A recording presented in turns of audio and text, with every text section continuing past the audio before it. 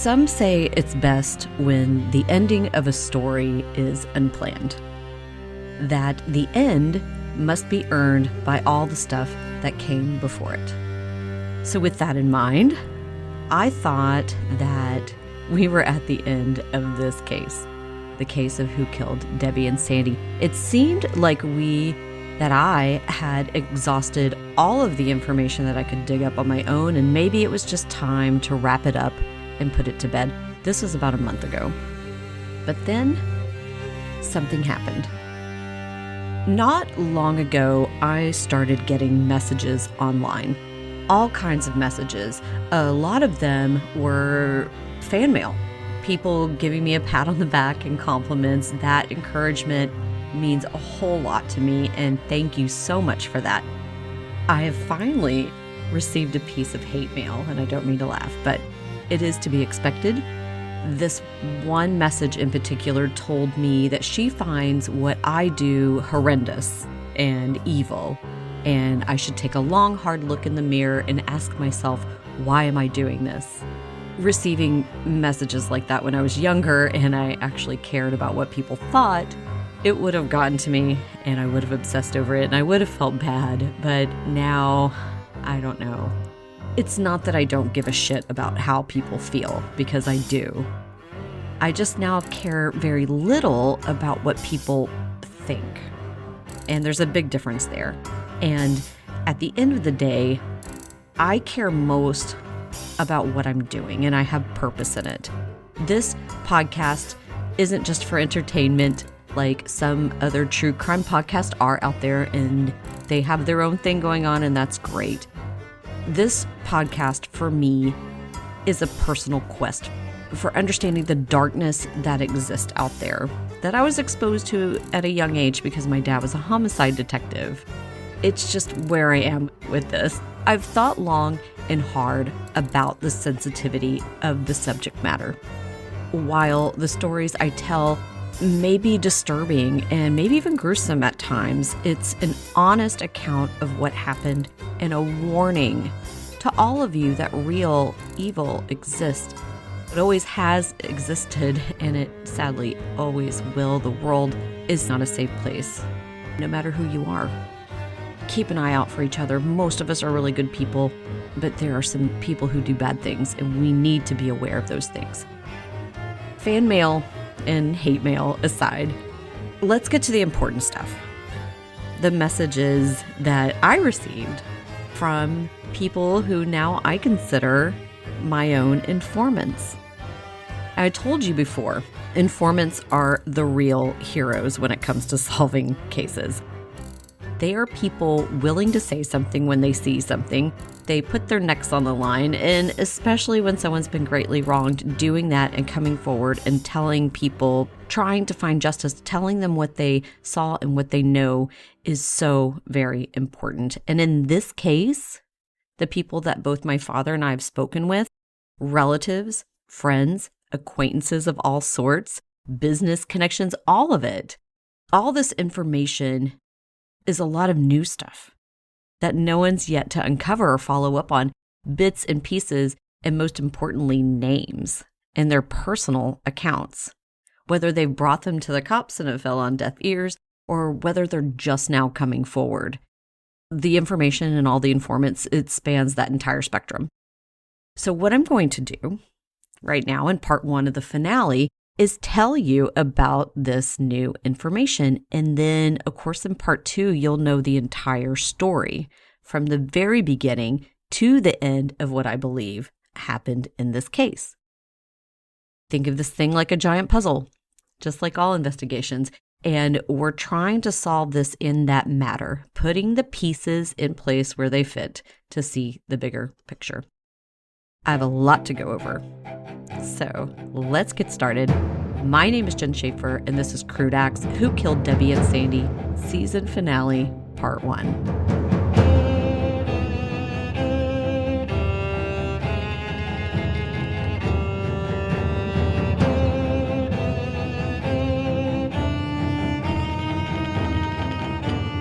So where we left off on our last episode was with some information. regarding missing cocaine and how it could be linked to the case of Debbie and Sandy. This was something my dad said he heard from an outcry witness in 2018. That person was Kristen Abshire, daughter of Precinct 5 Constable of Chambers County, Pudzo Abshire, who in late 1987 was indicted for smuggling narcotics onto an abandoned airstrip in Winnie, Texas, not far from where the bodies were found. Pudzo was also at the scene when the bodies were discovered. He's listed on the autopsy reports. I'm going to take a minute here to talk about these autopsy reports because I haven't yet, at least I believe so. I had a friend of mine, Andrea Bulger, who worked as a crime scene technician for Sugar Land Police Department for many, many years.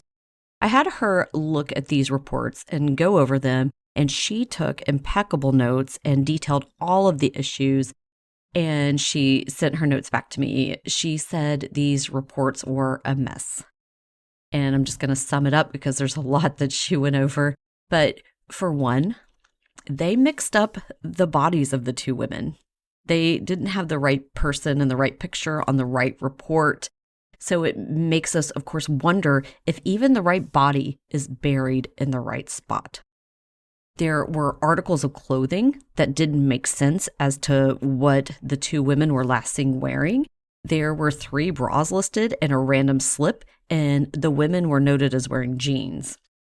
Weirdest of all, there were extra bones listed, including 3 right fibulas, and Sandy's body, whether they got the right person or not, had almost twice as much tissue as Debbie's. If they were both killed and dumped at the same time in the same place, why are there different amounts? This is some of the stuff that she mentioned. And in my book about the case, I'll be going over the autopsy in detail. So if you're interested to learn more about that, that's where you'll find it. But back to the outcry witness information. And of course, I had to go on a little tangent there because Pudzo Abshire was on the autopsy report as being there at the scene when they pulled out the bodies. So my dad hears this information. He finds out from retired officers that they were monitoring a marine transport business off Bayway Drive near a place called Don's Texas Bar. We couldn't get the name of that place. So we've sat on that information for a while and just kind of knew the bare bones. And it wasn't until my last episode that we finally learned what that business might be. Now, this is going to kick off the new information for you that I've received and my father's received. We've both gotten information from people. These are various informants that have told us things. By the way, all of these people who have provided information, they don't want their names to be mentioned on the podcast. So I'll refer to them just as Informant 1, Informant 2, so on and so forth. So this first one, this person that I'll refer to as Informant 1, what this person told us is this. Apparently, there was a marine transport business called Viking Services that back in the 1980s was allegedly smuggling in illegal narcotics by using their boats to go out into the Gulf to retrieve the goods, and then they would bring them back and store them in their warehouse and distribute them out. According to Open Corporates, Viking Services was operated by a guy named Mark Olson and a woman named Marcia Powers, who at the time was married to a man named Stanley Powers. Informant 1 was very close with Mickey Crawford, Debbie's boss at ProAd, the one that we've talked about before, and this person said that Mickey Crawford and Mark Olson were very close. They hung out and they went around to bars together, namely Nicky D's, owned by Nick Listy and Dane Listy. This person also said that it was highly likely that Mickey Crawford knew about and was perhaps involved with the smuggling operation that was happening at Viking Services. We haven't been able to reach Mark Olson for a comment. And Marcia Powers, we called her, but she declined to say anything. And we can't seem to locate Stanley Powers, but here is something interesting about where he was in 1985. So we did a deep dive on him, and come to find out, Stanley Powers lived in an apartment complex in Pasadena, Texas, 1 block off Fairmont Parkway. Debbie's car was found in an apartment complex 1 block off Fairmont Parkway in September 1986, and it was completely wiped down and it was missing a tire. His place was that place, and it was directly on the route the women would take to get to Hobby Airport. So the car is at Stanley Powers apartment complex. And Debbie Merritt, of course, is with Mickey Crawford. Mickey Crawford is connected, according to this informant, to this guy Mark Olson and Viking Services. So we have an alleged overheard phone call talking about taking care of dead bodies and missing cocaine, which is Donna Abshire. We don't know to who. It could have been Pudzo Abshire or her husband at the time, an 87, Dwayne Wayne Alexander, and him working for a Marines transport service that was off Bayway Drive. We know that's Viking Services. We come to find out, allegedly, they were smuggling cocaine. We have a guy associated with that business living in an apartment complex where the victim's car was found. And at the center of it all is Mickey Crawford, Debbie Merritt's boss, and the man she was having an affair with. How's that for the mathing? But the new information doesn't stop there. I had another person reach out who was close with Tammy Terrell, Sandy's daughter. We'll call her Informant 2. She was just a teenager when the crime went down. What's interesting is all the kids of all the people involved, like all these people knew each other, and then all their kids knew each other as well. And now they're well grown up. But according to this person, the information she received was from her mom. That was Jimmy Tippett's wife's hairdresser. And Jimmy Tippett's wife told her that Jimmy, quote, I want you to remember Jimmy the Flim Flam Man. I went over that whole thing. But Jimmy, quote, was part of a group moving big-time drugs around Baytown. She was told, this informant was told to stay away from Jimmy T's ice house and stay away from Mickey Crawford and stay away from Jimmy Tippett because they were dangerous people. Now, this does coincide with information given by the ultimate informant, which was Jimmy Tippett. He was someone who gave information to my dad. So he was a part of illegal stuff. My dad knew he was doing illegal stuff. But from what he could understand, Jimmy was just a lower level person in all this. He was a part of the group, but he didn't head it up. He was just a pawn, if you will, in the bigger game. They used his bar, they used his addiction to make him do things, I'm sure, and so on and so forth. So when Jimmy talked to investigators, specifically my dad, he told him a lot. He spilled. And I found out something new that I haven't told you, and it's kind of a big deal. And here it goes. Jimmy, when they brought him in, he told investigators back in the day that they needed to speak with Nick Listy's son, Dane Listy. He was the manager of Nicky D's, and he said the club was used to sell and distribute cocaine. That's what he said. But, of course, so is he over at Jimmy T's, so that's something. Investigators told me that Dane Listy came in for a formal interview in October 1987. Unfortunately, I don't have my hands on that report like I do the other ones. I wish I did to corroborate the information because all this is alleged at this point. But allegedly, he confessed to using cocaine and doing it through the bars and having sex with Debbie Merritt 1 week before the women were reported missing. That's a big deal. Dane Listy is the assistant district attorney of Chambers County right now. And we already know all the issues that we're having getting anything done with this case in Chambers County. I went over my talk with Brian Hawthorne, the sheriff, and all the issues that we're dealing with there. Now we're going to move on to Informant 3. So I told you one, I told you two, I talked about Jimmy Tippett, another informant. I actually discovered this informant myself. This person didn't initially reach out to me. So I found Informant 3's name in an old Texas Rangers report. I had to trace them down to get their contact information. when I trace a name through People Searcher or People Looker or whatever I use, a bunch of different people come up with the same name, and I have to reduce that down to who it is that I'm trying to reach by, what age I think they are and what area of town or area of Texas that they live in.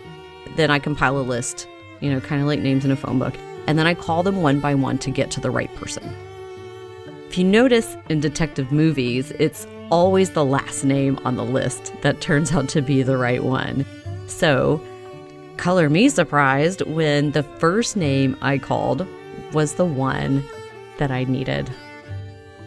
When they answered right away, I just mentioned who I was. I mentioned the Debbie and Sandy case, and I told them why I was contacting. I was pretty nervous because this is a big deal. Talking to this person is a big deal. They were mentioned in these Texas Rangers reports as having information. They initially sounded shocked and definitely guarded. They said, "How'd you get my name? Who have you been talking to? What have you heard?" Well, and then I told them how, and I told them who, and I told them what. And that's when this person opened up and told me the following. They said to me, "On November 15th, 1985, I lived near that body shop off of Fale Street that belonged to Gary Odom, and it had that trailer in back. And that night that happened, I heard the gunshots, and I heard the screams." Informant 3 also stated they saw 5 people that evening who they recognized as Bobby Jarvis, Bob Bass. Then there was an unidentified man who was tall and with glasses, and 2 women that they didn't know. Altogether, these people entered the auto shop and went around the back where the trailer was.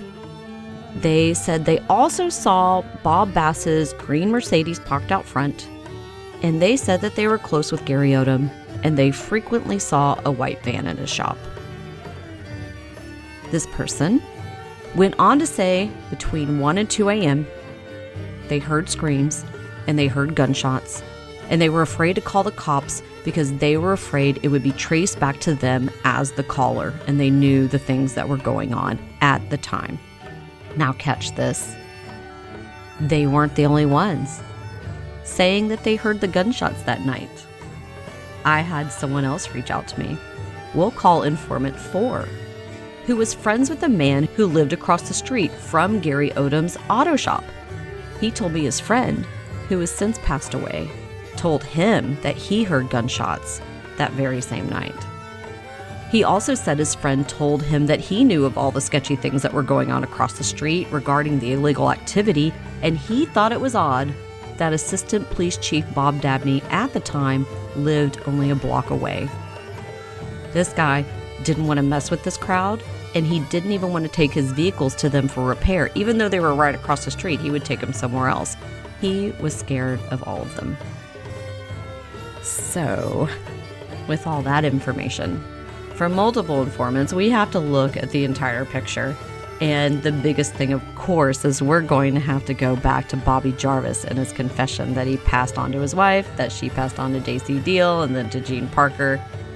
His story, his statement, that Bob and Jimmy Bass, along with the 2 women, ended up at the trailer behind the auto shop off Fale Street in a trailer that night they were killed. He said they partied and things got out of hand, and it was Jimmy Bass who shot and killed them. Now, first off, I called Bob Bass after hearing this information, and he vehemently denied it. Like I said before, I had long conversations with him, and he's come across as very forthcoming and very personable. To be honest, it's very easy to believe him. He paints himself as the guy who they would throw under the bus. These men, particularly Bobby Jarvis, used him for his money, and they scammed him out of his money, and he made enemies with them when he cut them off. He also claims to have made enemies with Jim Geraci and Nick Listy when he landed the Lone Star beer distributorship deal out from under them. And all of that has to be considered. But then if we dig a little further, of course, and you start to understand his connections, When I did that math, the history got interesting. Going back to Bob Bass's report, when he was asked about his closest friends and associates, he gave detectives 3 names. Len Cox, who helped manage the Lone Star beer distributorship. This guy was a race car driver at a track in Navasota. Did some digging on him. There's not a lot fishy that I could readily tell, at least, so I didn't really get a lot from that guy. He's also a guy that told Bob Bass to stay away from Bobby Jarvis, or he introduced him to Bobby Jarvis, something like that. There was a connection there, but I didn't really find anything about Len Cox. Talked to his son. I just haven't found any information. But then there was also a guy named Joe Sinclair. So he listed Len Cox and Joe Sinclair. Now, Joe Sinclair was a high-up banker at Century Savings and Loans in Baytown in the 1980s. I do have a couple of sources who say that he was tied in with the group, specifically Nick Listy and Jim Gerace. I couldn't find any proof of the connections. I do know that he at one time owned Rooster's Steakhouse. That was a Baytown fan favorite. My family loved it for sure. They had a 17-ounce T-bone that they served there, and my brother, who was a kid at the time, by the way, my brother would order it, and he would eat the entire thing.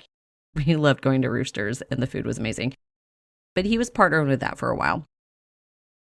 In the 1980s, remember, I went over this, we had an oil glut that hurt Texas, and I told you all about that, and that was going on.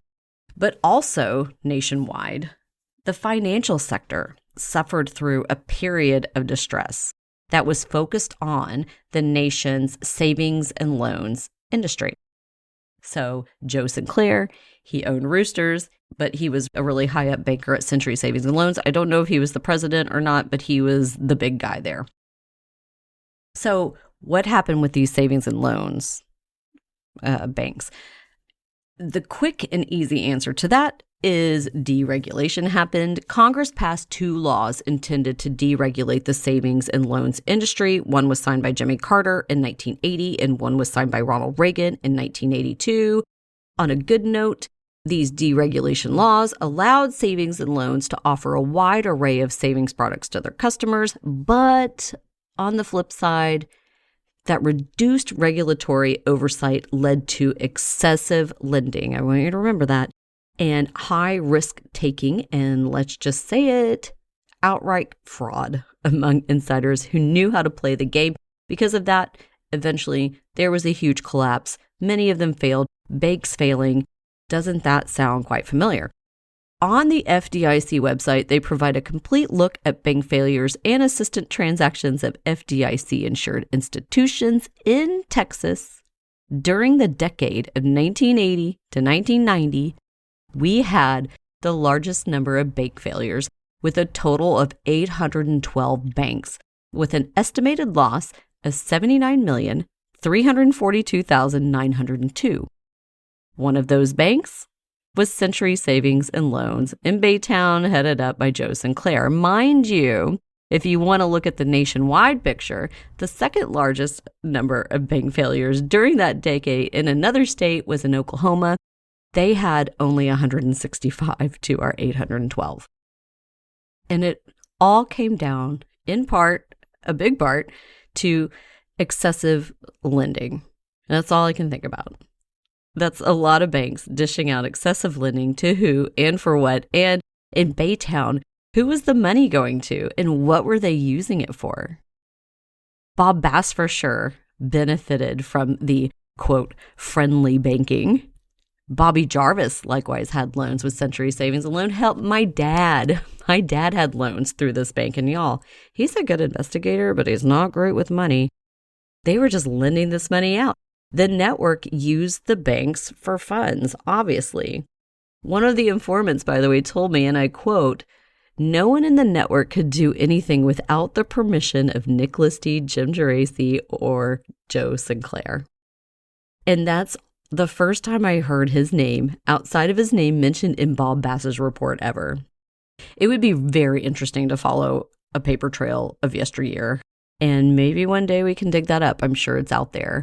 But it doesn't stop there, and it gets way more interesting. Way more interesting when you turn your eyes to someone else and someone listed as Bob Bass's close associates. So it's time to turn our eyes to a man named Gale Schroeder. The third name Bob Bass provided to investigators, who was a close friend of his.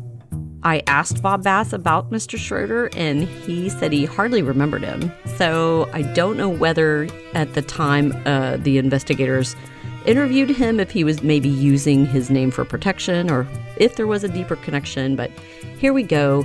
Let's look at this guy and let's research to find some answers. Gale Schroeder was another bank guy in Baytown. He was president of First American Bank and Trust. Banking was his primary business, but according to Open Corporates, he was also involved in the real estate business, the restaurant business, the bar business, the aviation business, the music business, and so on and so forth. He has a pretty long list. Gale Schroeder, like many prominent businessmen in Texas especially, was also involved in politics. Do y'all remember the name Joe Dacey? So Joe Dacey was Bob Bass's step-uncle, if you could say. He was married to his aunt. And he's the man that Bob bought the Lone Star beer distributorship from. Well, on September 1st, 1982, Joe Dacey and his wife, along with Gale Schroeder and his wife, hosted an event together at the Goose Creek Country Club in Baytown, honoring U.S. Representative Republican Jack Fields, who was a representative of District 8 at the time. In 1980, Fields beat out a Democrat, making him the first Republican to ever represent the district. In that same year, Bob Bass ran for county commissioner of District 2 in Tulsa, but lost to a Democrat named Terry Young, who later became mayor. But we see here that Bob Bass's family was connected to Gale Schroeder. And I assume that Joe Dacey and Gale Schroeder were friends. Dacey ran some businesses, Dacey Food International in the 1970s, and of course Lone Star Beer Distributorship, and he needed to secure funds somewhere. It helps to have bank connections, especially when they're not regulated. You can just get whatever you want. But that, of course, is just the tip of the iceberg. So I found out, and you really dig into this guy, Gale, I found out Gale Schroeder, the man Bob Bass listed as a close friend in Baytown, was part of the Paul Thayer scandal. So, what's the Paul Thayer scandal? I'm sure you're asking. And who was Paul Thayer, for some of you who don't know who he was? I again have to thank Texas Monthly and Peter Elkind for his piece that he wrote up in September 1984 for them.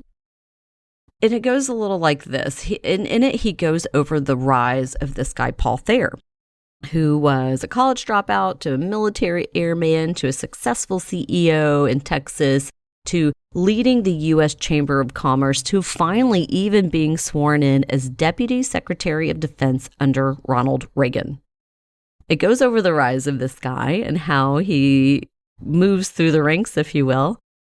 And then it goes over the fall of Paul Thayer, the exposure of his debaucherous lifestyle that included a young mistress and ties to a man named Billy Bob Harris, who is a flamboyant Dallas stockbroker who was known to be a regular celebrity groupie.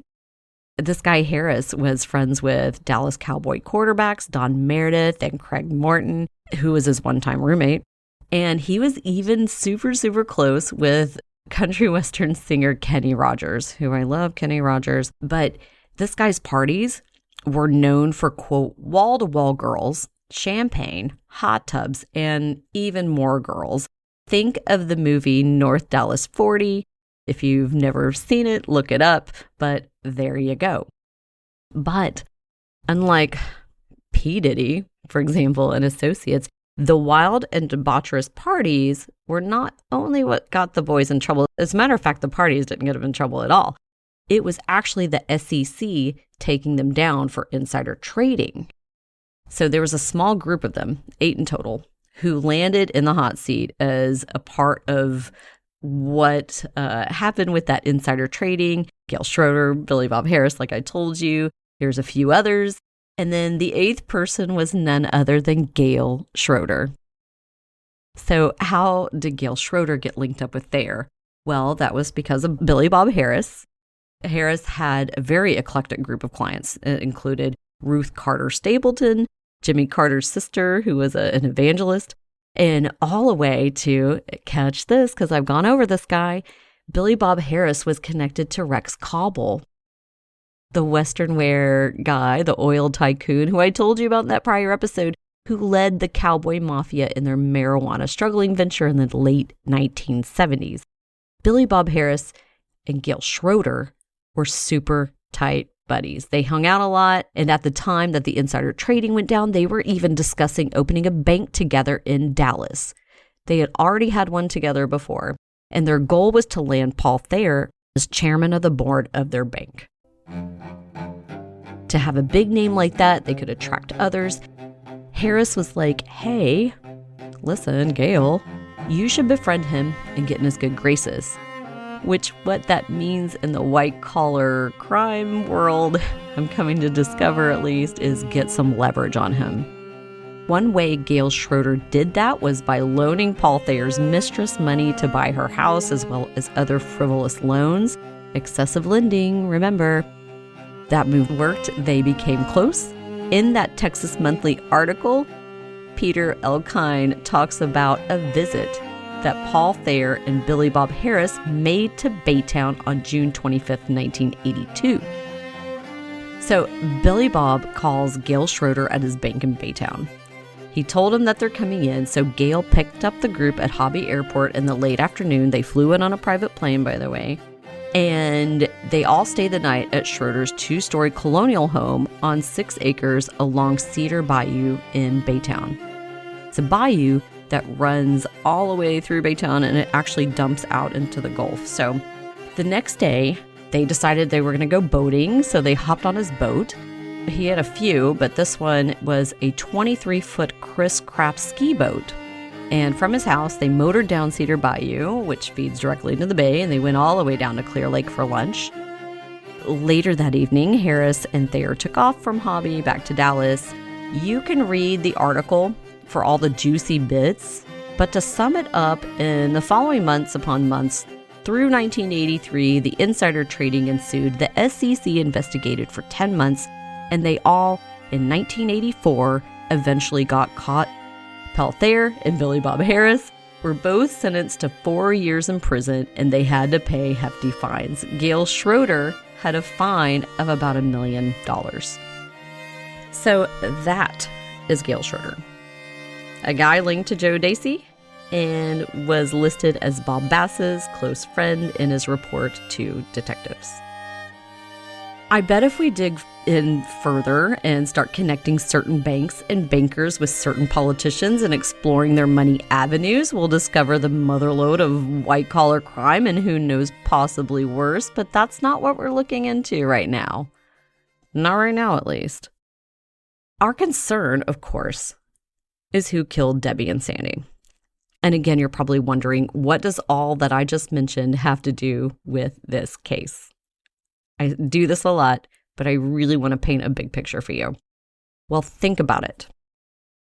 If we're looking at Bob Bass seriously, taking the Bobby Jarvis confession and all the informant information seriously, and we look back to what the two women said they were going to be doing, which was a trip, flying with a wealthy man who was a pilot to Dallas, and then they were to take his private plane that was in Dallas out to Los Angeles, it makes you wonder who that could have been, if that story, of course, was legit. Paul Thayer and Billy Bob Harris were in prison for a stint, so it couldn't have been them. But Gail Schroeder wasn't. And he was a pilot who had his own planes. I found registration and even pictures of one. Schroeder had ties in Dallas, big ones. He had money, big money, and a bank at that, without any sort of regulation, and he was dishing out loans like Oprah did TVs. Again, excessive lending. With money going where? Things have to get funded. Things legal and illegal. In multiple police interviews, Bob Bass was called a money man, a showboat, throwing money around like a modern-day rapper at a strip club. Allegedly, he procured drugs from people and prostitutes from people who had them for sale. And he had the money to do it. But he told me he actually didn't really have that kind of money back then. His businesses were not doing great. He had to take over his dad's business that wasn't doing great at the time. He had to take over the Lone Star Beer Distributorship that wasn't doing great at the time. His money flashing it around the way he did, and that legendary, that mythic sort of figure, that character, he built that up. But back then, the bank guys like Joe Sinclair and Gail Schroeder, who were his friends, they had the money, and they were eagerly dishing it out in easily obtainable large sums. And here we go. In 1985, it was beginning to come the time to pay the piper. Gail Schroeder was convicted and had to pay a hefty fine back. The oil industry was failing and the banks were failing. And we know, because I went over this as well, that when times are tough, the sin industries step in, not only to please people, but to feed people. A feast of power that corrupts, disrupts, and kills those in the way or those who don't matter. They said the game that the women played with powerful men was called hunt and chase. Whether it was real or not, it does serve as a great metaphor. The haves holding the have-nots hostage to their fetishes. The haves disposing the have-nots when their fetishes are fulfilled. We know now more than ever that games like that are nothing new. Just look at what's going on now with P. Diddy and the victims of his quote freak-offs. Honestly, I can't help but think of all those stories we've heard. Sounds familiar, right? Wealthy, powerful men and their wild parties with sex workers, and let's just say it, especially in Los Angeles, where the women said they were going that day, November 15th, 1985. That day that Debbie Merritt and Sandy Terrell left home for good, they were only 35 years old. They were two women who wanted to experience, at least for a weekend, what it was like to live the good life. To finally feel like they were getting somewhere, that they mattered. But instead of any sort of happy ending or any sort of happy time, the women were served up as prey to a network, to an illegal system, from the high-ups all the way down to the bottom tier in a town where young girls' dreams go up in smoke. And they were killed. And they're not the first for this to happen to, and sadly, they're far from being the last. But if we can at least attempt to dismantle systems like these and expose people involved, we can at least save some. Debbie and Sandy's case has been buried for a very long time. And in the beginning, we really didn't understand why. From Chambers County Sheriff's Office to Baytown PD, all the way to the Texas Rangers, it didn't make sense that nothing went nowhere for so long, and then all the information is just right there. I'm giving you allegeds, but it's things that you could follow up on. They didn't. But I get it now. I get it. There is a Goliath of connections, expansive and wide, with powerful people at the helm.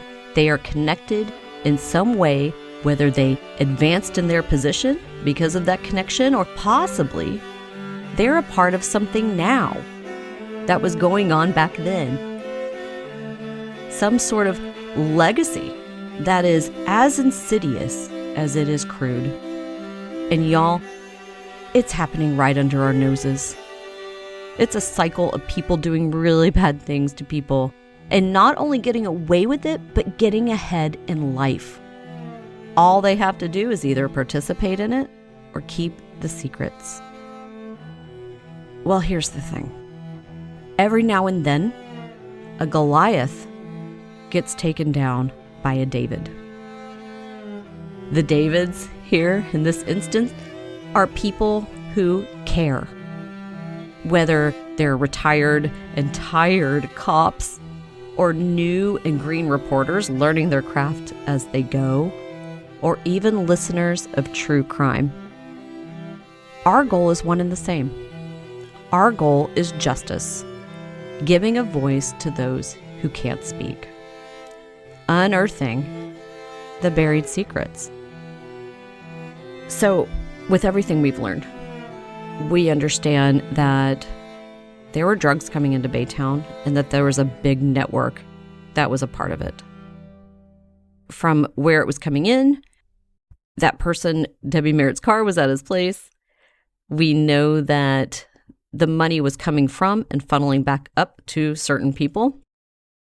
And we know that the women were at the center of all of it and they died because of it.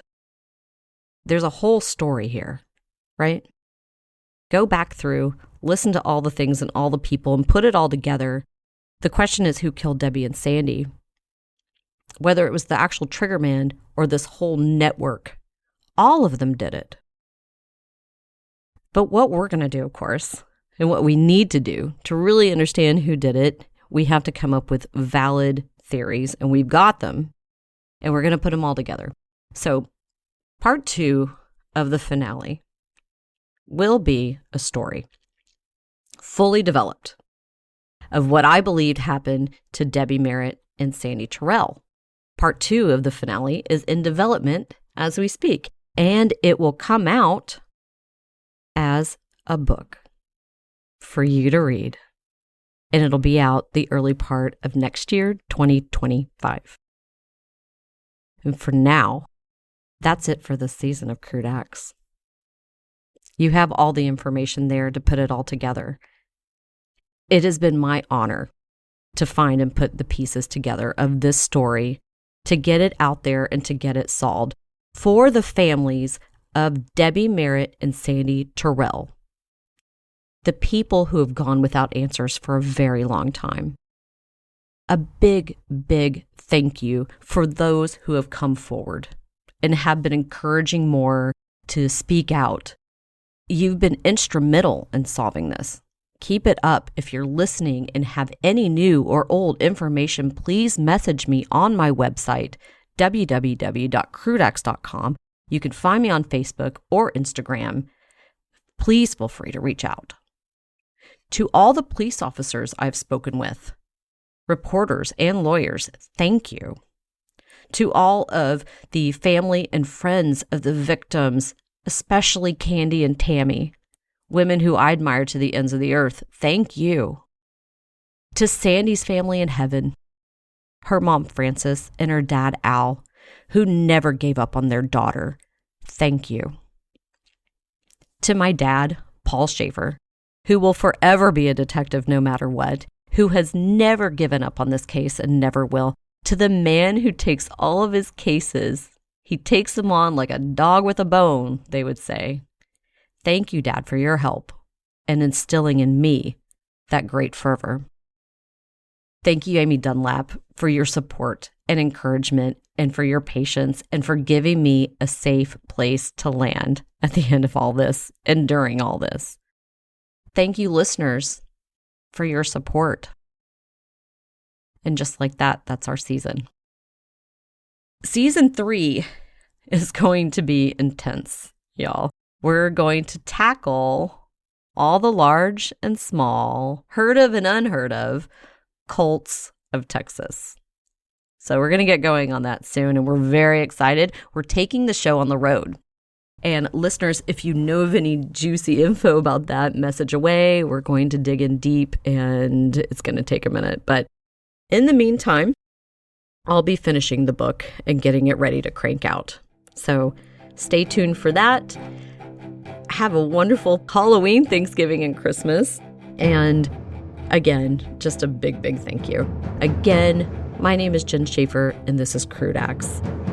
I research, write, and host the show. Russell Dunlap is my sound and music editor. I forgot to thank him. Thank you, Russell, for making this sound so incredibly awesome.